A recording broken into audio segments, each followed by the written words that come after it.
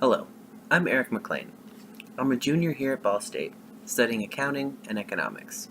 My great-grandfather came to these United States from Poland during the 1930s due to the political and economic instability in Europe as the Great Depression ravaged Europe even worse than it did these United States. Upon coming to this great country, he assimilated into United States culture as quickly as possible because he loved this country, and he was able to realize that this became his country.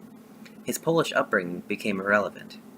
He realized the benefits of being an American, and subsequently wanted to embrace the American way of life, rather than trying to impose his old culture on his new one. My artifact is this copy of the United States Constitution. I will be explaining the connection between my family and this revolutionary document. The Constitution was passed September 17, 1787, and has guaranteed the rights of the American people ever since. My copy was given to me by my mom. It's printed on parchment paper, which is similar to how it would have looked in the late 1700s. It's a little hard to read, since it's in cursive, which is also how it would have looked in the late 1700s. And it's written pretty small. I write in cursive because of the Constitution, and since they no longer teach it in school, I figure someone should know how to read the original document. To me and my family, the Constitution is a symbol of freedom against government tyranny. This is what made it possible for my great-grandfather to come here. He knew he would find a free country, and where there is political and economic freedom, there is more prosperity and a better life for the people. This is my explanation for why the Great Depression was slightly less hard on the American people compared to the rest of the world. Today, the Constitution still grants my family our rights. The entire document is important, of course, but to me, the First and Second Amendments are the most important. My family is Christian, and we love to speak our minds. The First Amendment ensures our freedom to worship as we choose, and to speak up when injustices occur, particularly those by the government. The Second Amendment gives us the right to defend our other rights by guaranteeing our right to keep and bear arms. My favorite president and author of the United States Constitution is James Madison.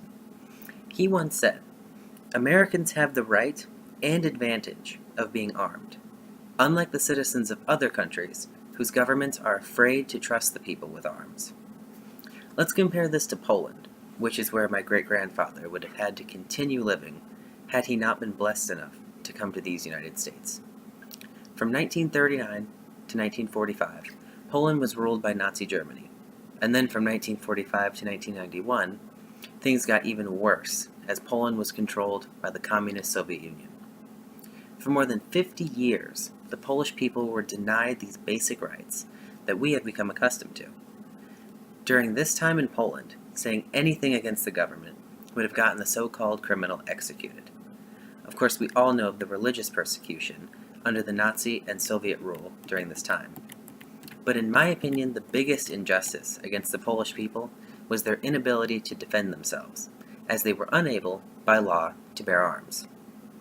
The Constitution is the reason that my family did not have to live in this horrible oppression for over 50 years, and the reason that we have our freedom today. The Constitution shaped my family's immigration decisions and guarantees us our freedom against the government. I plan to frame this document, hang it on my wall, and most likely pass it down to my kids, who I hope have just as much appreciation for the Constitution that my great-grandfather did. Thank you.